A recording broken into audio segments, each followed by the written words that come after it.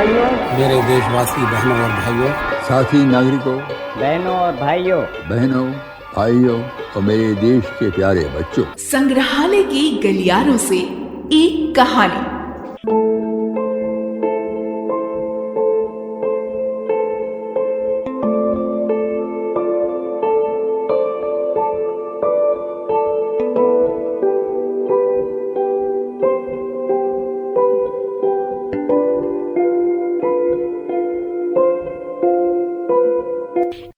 नमस्कार श्रोताओं।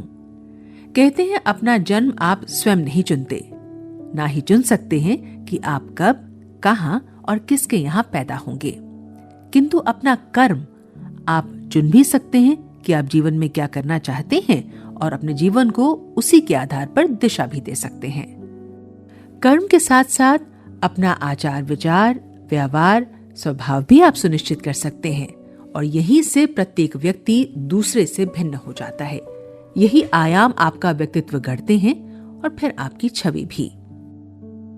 आप किस परिवेश में पैदा हुए, क्या परवरिश पाई, उससे जीवन की राह तय होती है।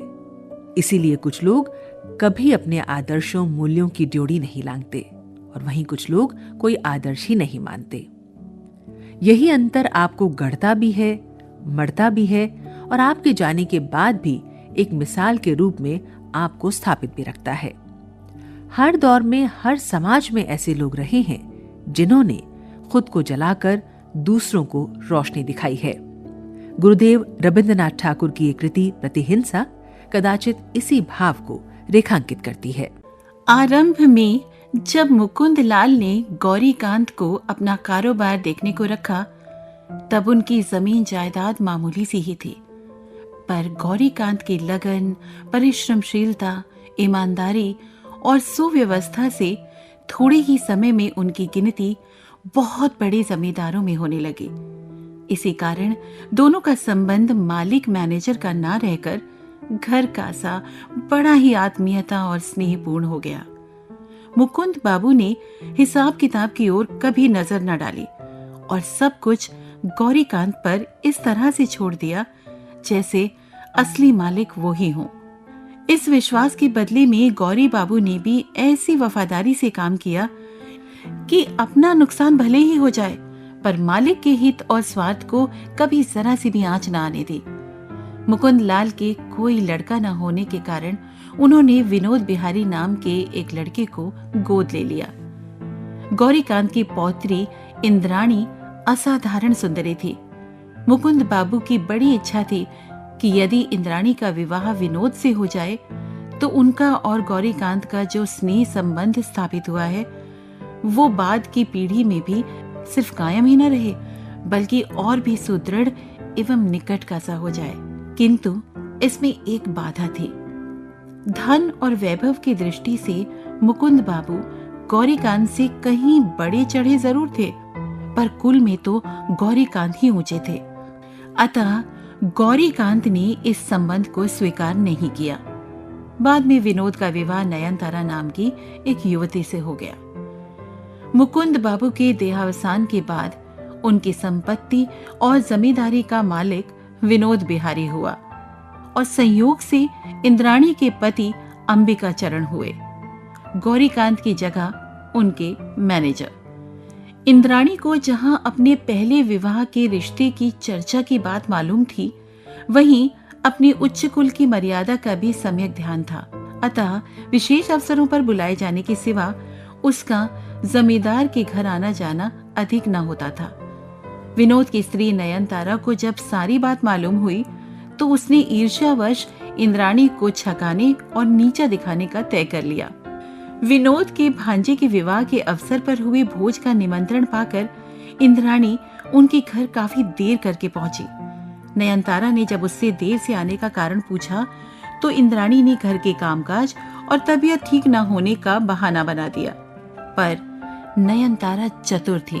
वो ताड़ गई कि इंद्राणी को अपने रूप और उच्च कुल का होने का जो गर्व है, इसी से वो इनके यहाँ कुछ ना खाना पड़े, इस ख्याल से जानबूझकर ही समय टाल कर आई है।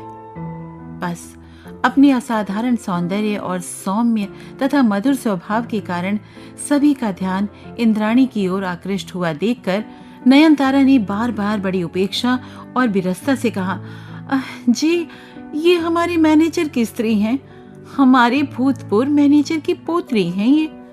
नयनतारा के इशारे पर जब उसकी एक सिखाई हुई दासी ने इंद्राणी द्वारा पहने हुए गहनों में से एक एक की बनावटी प्रशंसा कर बड़े व्यंग्यपूर्ण स्वर में कहा, हाय जी जी, कितने सुंदर गहना पहने हैं आपने।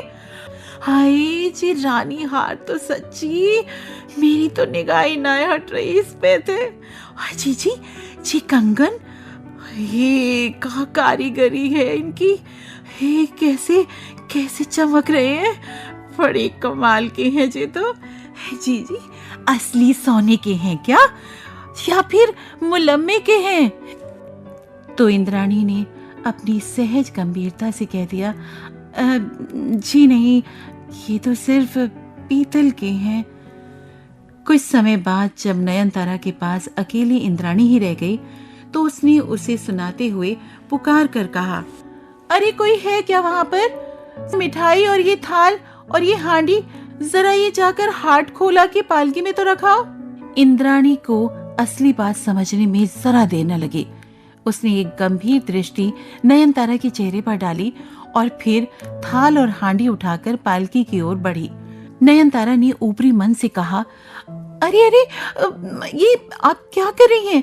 आप क्यों कष्ट उठाती हैं? कोई नौकरानी जाकर रखाएगी आपकी पालकी में। इस पर इंद्राणी ने कहा, नहीं नहीं, इसमें भला कैसा कष्ट, मैं स्वयं जाकर रखाती हूँ।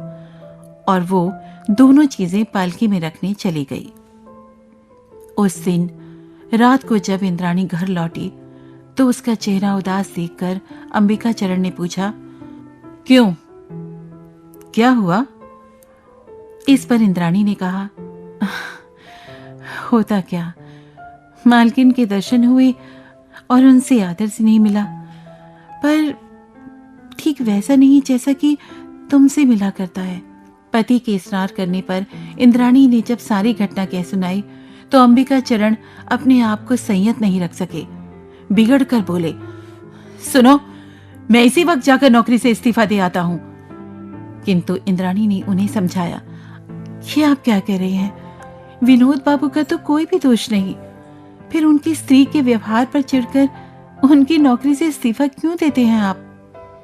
इस पर अंबिका चरण ने इस्तीफे का विचार स्थगित कर दिया और बोले, ठीक है, चाहे मालिक हो या कुछ और, पर अब और कभी तुम वहां ना जाना। उधर नयनतारा ने इंद्राणी के गहनों की अतिरंजित प्रशंसा कर विनोद के कान भरने शुरू कर दिए। सुनते हो, तुम खुद तो कुछ काम देखते नहीं हो। जरूर ये अंबिका चरण तुम्हें बेवकूफ बनाकर चुरा चुरा कर धन जमा कर रहा है। विनोद कमजोर दिल का आदमी था, उसके मन में संदेह पैदा हो गया। फिर विनोद कुछ गुमराह करने वालों के चक्कर में पड़कर छिप छिप कर कई तरह के ऐसे कारोबार करने लगा था जिसमें काफी रुपया फूंक रहा था। पर अंबिका चरण के कठोर अनुशासन के कारण उसे उनसे रुपए मांगने का साहस नहीं होता था, बल्कि वो तो उनके सामने जाने तक से कतराता था। बामाचरण नाम के एक कर्मचारी ने इस स्थिति का लाभ उठाकर मालिक और मालकिन के कान भरने शुरू कर दिए कि अंबिका चरण विपक्षियों से मिल गया है और उनसे बहुत बड़ी घूस लेकर हमारा अनिष्ट कर रहा है। आखिर एक दिन नयनतारा ने अंबिका चरण को बुलाकर पर्दे के पीछे से कह ही डाला, अब तुम्हें यहाँ नहीं रखा जाएगा। बामाचरण को सारा हिसाब किताब समझाकर चले जाओ। अपने खिलाफ हो रहे षड्यंत्र का कुछ आभास अंबिका चरण को पहले ही मिल गया था, अतः उन्हें ये सुनकर कोई आश्चर्य नहीं हुआ। उन्होंने विनोद से जाकर पूछा, विनोद बाबू, क्या आप मुझे काम पर से हटा रहे हैं? विनोद ने हतप्रभ होकर कहा, नहीं तो हरगिज नहीं।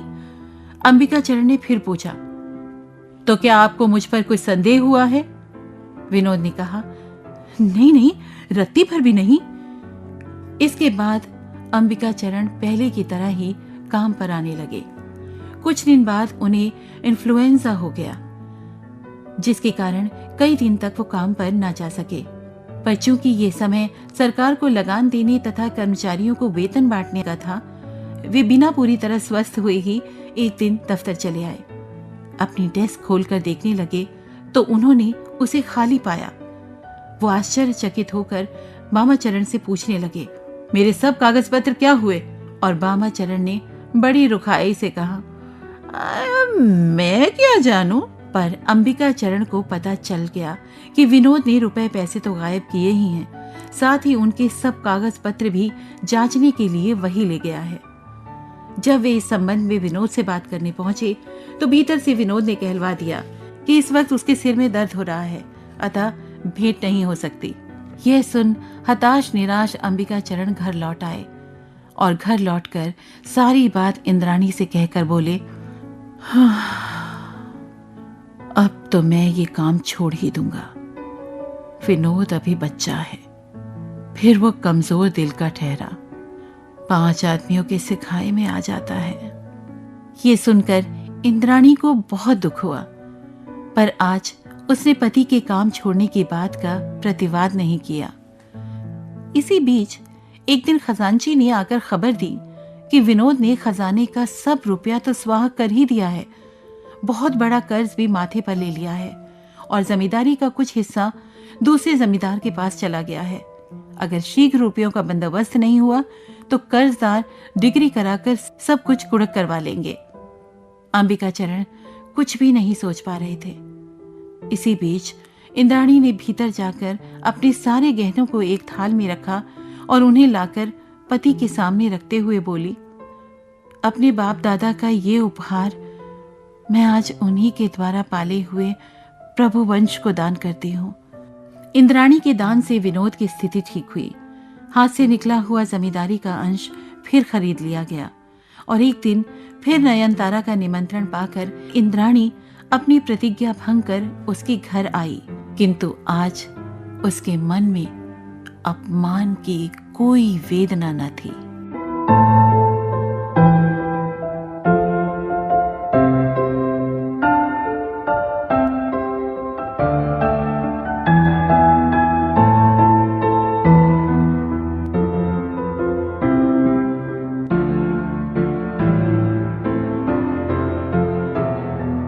अभी आपने सुनी कहानी प्रतिहिंसा। लेखक थे गुरुदेव रविंद्रनाथ ठाकुर। वाचन था सविता शर्मा का। कंपेयर तपस्या। कार्यक्रम सहायक जतिन मीणा और निर्मात्री रंगोली श्रीवास्तव। अपने परामर्श और राय हम तक पहुंचाने के लिए आप हमें ईमेल कर सकते हैं। हमारा ईमेल आईडी है archives@prasarbharati.gov.in।